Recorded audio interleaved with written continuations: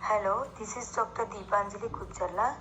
Today I am going to perform the basic physical examination of mouth, pharynx and neck. First, let's introduce to the patient. Hello, good evening ma'am. Good evening, doctor. May I know your name ma'am? Vanaganti Srilekha, doctor. What's your age ma'am? 21, doctor. Now I am going to perform basic physical examination of mouth, pharynx and neck. Is that okay with you ma'am? Okay, doctor. To maintain privacy of the patient, make sure that you close all the doors and curtains. Let us ensure all your documents and findings are confidential and please don't worry about it. Now I am going to ask about your past, present and family medical history. Is that okay with you ma'am? Okay, doctor. Are you having any pain or other problems with your teeth and gums ma'am? No, doctor. Do you have loose or sensitive teeth? No, doctor. Do you experience bleeding after brushing or flossing your teeth? No, doctor. Are you wearing dentures? No, doctor. Are you experiencing bad breath that won't go away? No, doctor. Have your eating patterns changed due to mouth pain or discomfort with chewing? No, doctor. Are you experiencing any symptoms of headache, nosebleeds, sore throat, or swollen lymph nodes? No, doctor. Do you smoke or drink? No, doctor. Are you currently taking any medications or herbs or any other supplements? No, doctor. Do your family has a history of any cancers? No, doctor. Okay. Are you comfortable, ma'am? Yes, doctor, I am comfortable. Okay, let's start the procedure. Hello everyone, now I will go for the hand washing technique. So first I will open the tap and then I will wet my hand and then I will soap. So first I will test for palm to palm. Then I will go for the crossing of the finger. Then I will go for the interact of the finger. Then I will go for the body to touch the finger. Then I will rub in the thumb. Then I will rub in the arm. Then I will raise my hand. Tissue. For close. Hello doctor, we are going to inspect and palpate the mouth, tongue, its floor, gums. So we will start first with the tongue. So are you comfortable to have your mouth and tongue examination for? Yes. Okay. So I will inspect the tongue first. Can you open your mouth? Can you show me your tongue?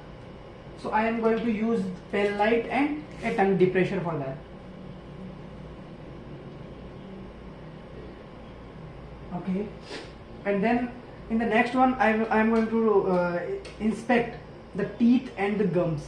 I will check for the number of teeth, and for the gums I will check for the texture, color of the gums or any kind of lesions. Oh, can you open your mouth?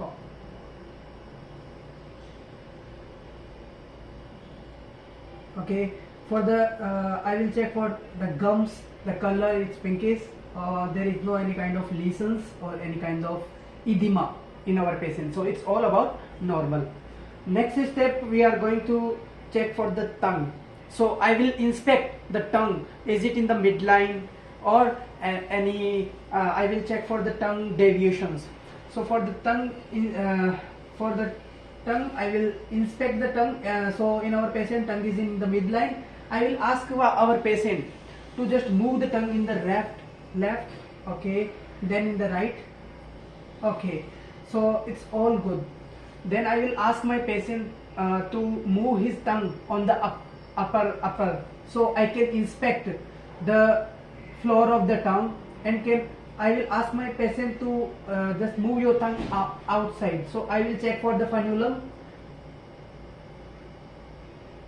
So it's all good in our patient. Now I will palpate the tongue. I will check for the borders. I will check for any kind of lesions. I will check for any kind of edema in our patient.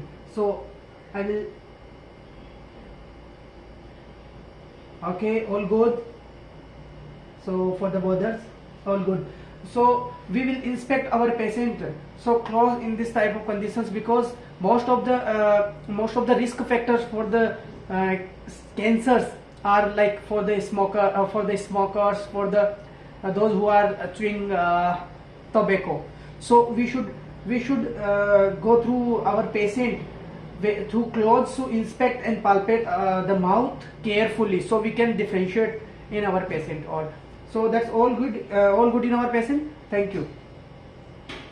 I'm going to examine your mouth. Are you feeling any discomfort or pain in your mouth?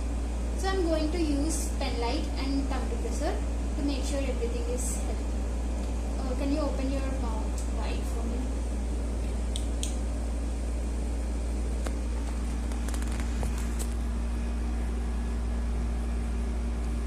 Start. Using tongue depressor, move various structures associated with oropharynx. So we should ensure that whole area is visualized. We should start systematically from superior, looking for hard and soft palate, then followed by tonsils of the back of the throat, axis for size, shape and presence of any kind of discharge, then axis for the lateral areas of buccal mucosa, then axis for the floor of the tongue, floor of the mouth under the tongue. Neck examination. Firstly, I will inspect the neck. Is that okay for you? Okay. Inspect the neck, noting its symmetry and any masses or scars, looking for enlargement of parotid glands, and note any visual lymph nodes, and also inspect the trachea for any deviation, then palpate for any deviation. To observe swallowing, ask the patient to drink some water and hold it in her mouth. Now ask her to extend the neck and swallow. Inspect the thyroid gland while swallowing. Now ask the patient to stick her tongue out to look for thyroglossal cyst.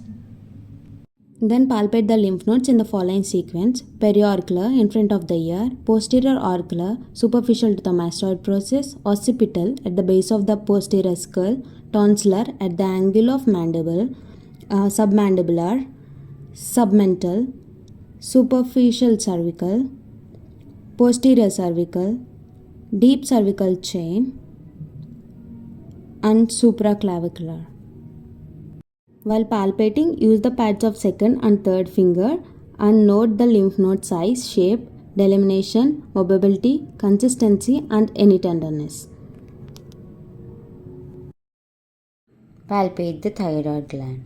For this, ask the patient to drink some water and hold it in her mouth, and later swallow while we palpate the thyroid gland.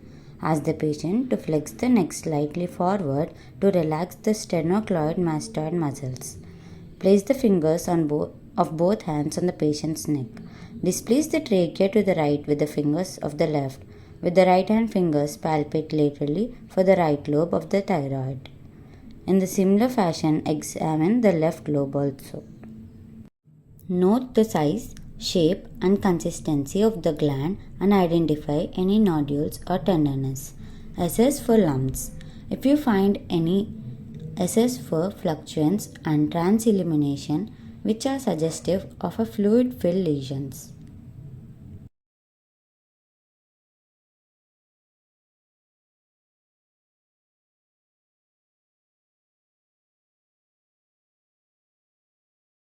Ask the patient to elevate the head to 30 degrees and then auscultate the carotid arteries on both the sides of the neck.